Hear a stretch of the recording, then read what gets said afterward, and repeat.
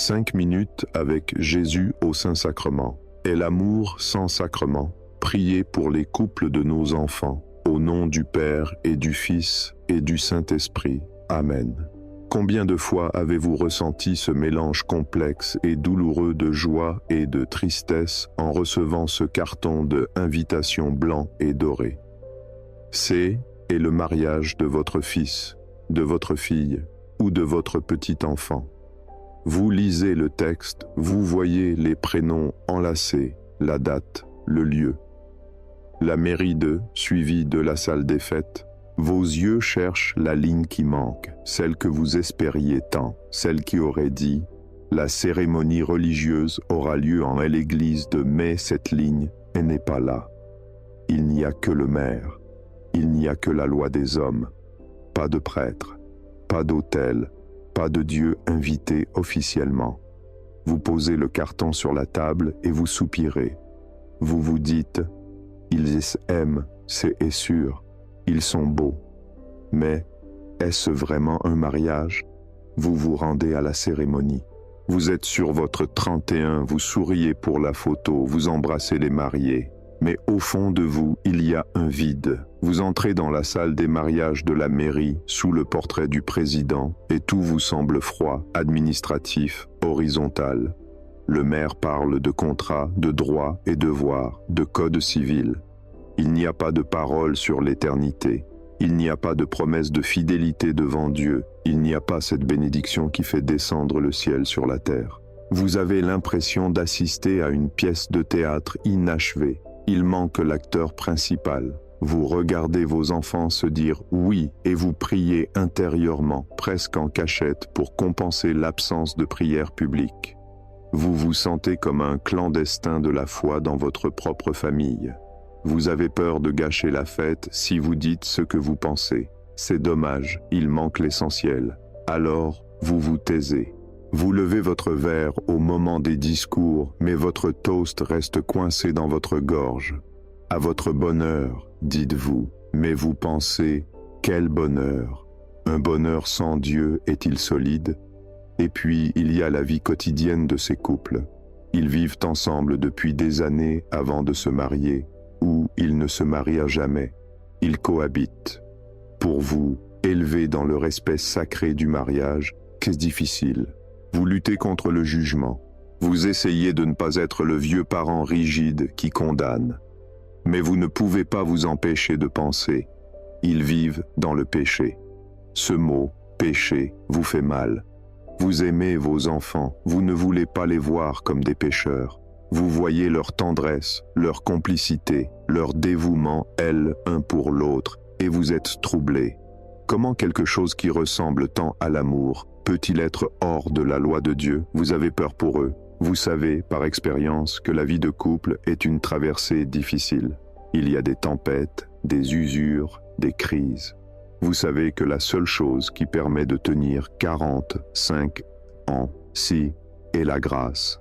C'est le sacrement. C'est ce troisième fil dont parle l'Ecclésiaste. La corde à 3 filles ne se rompt pas vite. Le troisième fil, c'est Dieu. Eux, ils n'ont que 2 fils. Ils ne comptent que sur leur propre force, sur leur sentiment amoureux qui est si fragile, si changeant. Vous craignez l'effondrement. Vous craignez qu'au premier coup de vent, leur maison bâtie sur le sable de l'émotion ne s'écroule. Vous avez vu tant de divorces autour de vous, tant de familles brisées, et vous tremblez que cela n'arrive aux vôtres. S'ils avaient le sacrement, ils auraient une aide, pensez-vous. Vous vous sentez impuissant. Vous avez essayé, peut-être, de glisser un mot. Et l'Église. Et on vous a répondu avec un sourire condescendant. Oh non, maman, elle est glissée qu'est pas notre truc. C'est trop long, c'est ennuyeux. Et puis, on n'est pas d'accord avec tout ce que dit le pape. Ou pire, on ne veut pas être hypocrite. Et l'argument de l'hypocrisie vous cloue le bec. Car au fond, ils ont raison. Se marier à l'église juste pour la belle robe et l'orgue, sans la foi, ce serait un mensonge. Mais cela vous renvoie à votre propre échec de transmission. Pourquoi n'ont-ils pas la foi? Pourquoi n'ont-ils pas compris la beauté du sacrement? Qu'ai-je raté? Vous portez cette culpabilité. Vous regardez leur union comme une plante sauvage qui pousse hors du jardin de l'Église. Elle est belle, peut-être, mais elle est vulnérable. Elle n'a pas de tuteur. Parfois, vous êtes témoin de leurs disputes, de leurs tensions, et vous avez envie de leur dire « Priez ensemble, pardonnez-vous au nom de Jésus ». Mais vous savez que ces mots n'auraient aucun sens pour eux. Ils n'ont pas les outils spirituels pour gérer la crise. Ils gèrent ça à elle humaine, avec de la psychologie, des négociations ou des cris. Et vous regardez, les mains liées, ne pouvant qu'espérer que leur amour naturel suffise. C'est une angoisse silencieuse. Vous voyez vos petits-enfants grandir dans ce foyer sans Dieu. Ils voient l'amour de leurs parents, c'est vrai, mais ils ne voient pas l'amour de Dieu qui fonde cet amour. Ils grandissent avec l'idée que l'homme et la femme se suffisent à eux-mêmes. Vous avez l'impression d'être le gardien d'un secret magnifique, le mariage chrétien, que personne ne veut entendre. Vous avez connu, vous, la force du sacrement. Vous savez comment, dans les moments durs de votre propre vie conjugale, vous vous êtes accroché à votre alliance, à votre promesse faite devant l'autel. Vous savez que Dieu vous a aidé à pardonner, à recommencer. Vous voudriez leur donner ce trésor, mais ils le refusent comme un vieux bijou démodé. C'est pour toi ça, maman. Nous, on est modernes. La modernité vous semble bien fragile, bien orgueilleuse. Croire qu'on peut s'aimer toujours sans l'aide de l'Éternel, quelle présomption. Vous ressentez aussi une certaine gêne sociale vis-à-vis de votre communauté paroissiale. Quand vos amis de l'Église vous demandent « Alors, le mariage de ton fils, c'était bien ?» Vous répondez « Oui, très bien, mais vous baissez un peu les yeux. » Vous n'osez pas dire « Il n'y a pas eu de messe ». Vous avez peur du jugement des autres catholiques. Vous avez peur qu'on pense que vous avez mal élevé vos enfants. Vous portez cette honte de la famille non pratiquante. Pourtant, vous les aimez. Vous aimez votre belle-fille, votre gendre.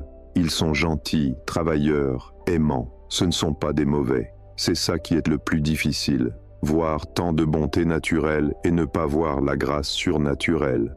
C'est comme voir une table magnifiquement dressée, mais sans le pain et le vin. Il manque la substance. Vous êtes venus ici, devant Jésus, pour déposer ce paquet de nœuds. Votre amour pour eux, votre déception religieuse, votre peur pour leur avenir, votre culpabilité. Vous êtes venus demander, « Seigneur, que vaut leur amour à tes yeux? Est-ce que tu les bénis quand même? Est-ce que tu es là à la mairie, même si on ne t'a pas invité? » Vous cherchez une consolation. Vous cherchez à savoir si l'amour sans sacrement est quand même de l'amour, ou si c'est juste une illusion qui va se dissiper. Rappelez-vous les noces de Cana. Il y avait une fête, il y avait des mariés, il y avait de la joie, mais à un moment donné, le vin a manqué. Le vin de l'amour humain finit toujours par manquer. L'enthousiasme des débuts retombe. La routine s'installe, les défauts de l'autre deviennent insupportables. Le réservoir affectif se vide, c'est la loi humaine. Vos enfants sont à Cana, ils boivent le vin de leur jeunesse. C'est doux, c'est enivrant, mais vous, avec votre sagesse d'ancien, vous savez que les jarres vont se vider. Vous savez que le moment de la crise viendra. Et vous avez peur qu'à ce moment-là, n'ayant pas invité Jésus, il n'aide personne pour changer l'eau fade du quotidien en vin nouveau de la fête. Vous avez peur qu'il reste avec de l'eau, ou pire, avec du vinaigre. Mais attendez, à Cana, Jésus était invité. Certes, vos enfants ne l'ont pas invité explicitement, mais vous êtes là. Vous êtes la mère de Jésus comme Marie à Cana. Vous êtes celle qui voit que le vin manque ou va manquer.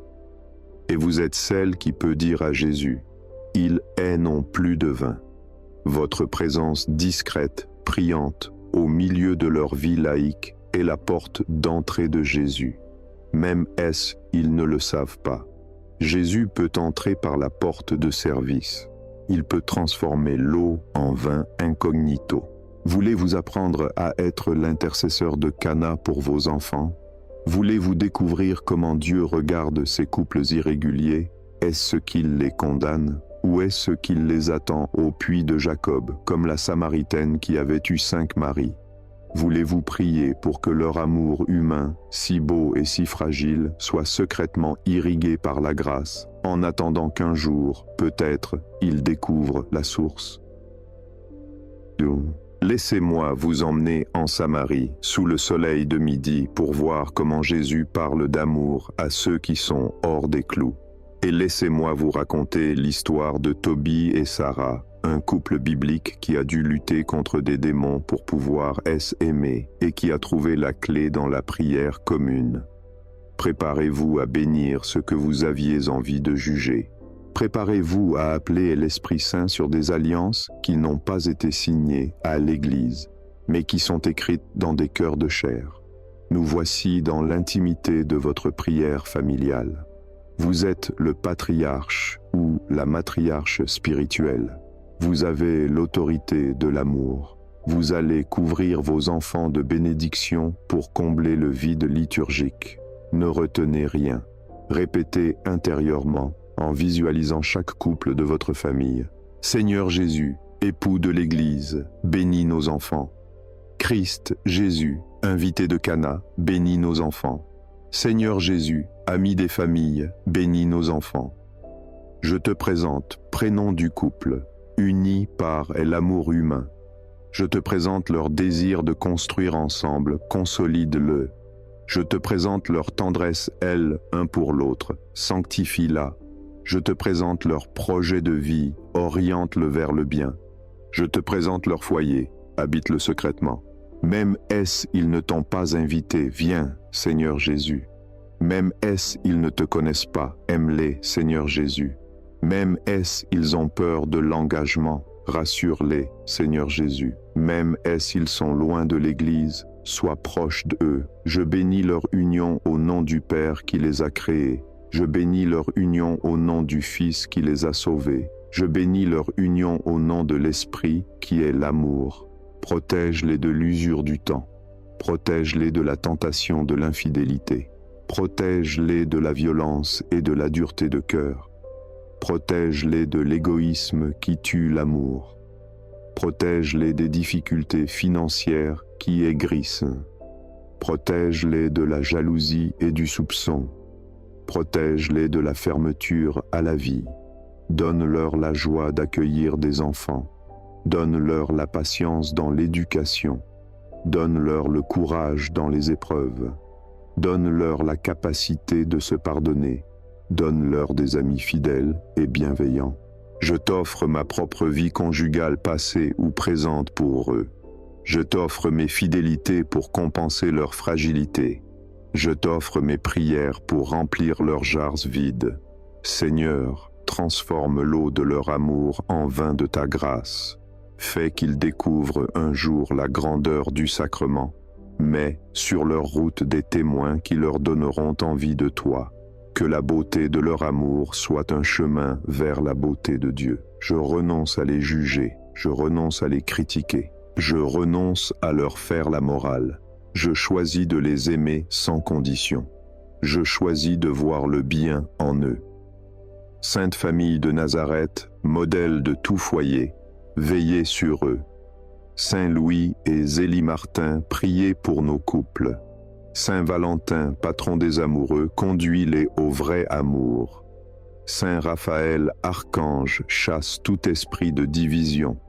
Seigneur, qu'ils soient heureux. Seigneur, qu'ils soient unis. Seigneur, qu'ils soient saints, même s'ils ne le savent pas encore. Je les remets entre tes mains. Ce que je ne peux pas faire, fais-le. Ce que je ne peux pas dire, dis-le à leur cœur. Agneau de Dieu qui enlève les péchés du monde, bénis nos mariés. Agneau de Dieu qui enlève les péchés du monde, garde nos familles. Agneau de Dieu qui enlève les péchés du monde, donne-nous la paix. Vous sentez, la pression est retombée. Vous n'êtes plus le censeur, vous êtes le protecteur. Vos enfants sont sous votre manteau de prière. Maintenant faisons une consécration des foyers sans Dieu en apparence. Vous allez les confier à la Vierge Marie, qui est la reine de la famille. Elle saura entrer chez eux sans faire de bruit, comme une mère qui vient ranger la chambre de ses enfants quand ils ne sont pas là. Dites cette prière avec une confiance totale. Vierge Marie, Mère du bel amour, je te confie les couples de mes enfants et petits-enfants. Ils n'ont pas encore demandé la bénédiction de l'Église, mais ils sont tes enfants par le baptême ou par la création.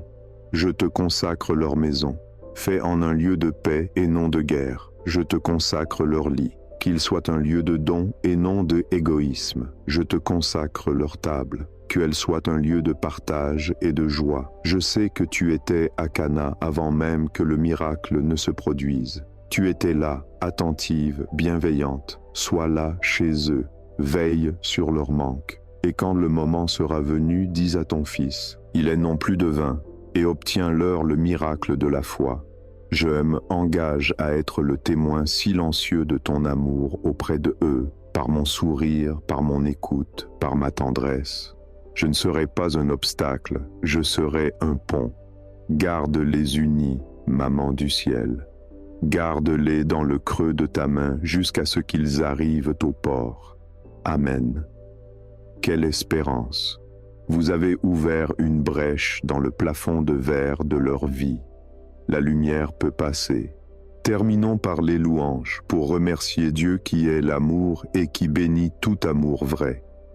Dieu soit béni. Béni soit son saint nom. Béni soit Jésus-Christ, vrai Dieu et vrai homme. Béni soit le nom de Jésus.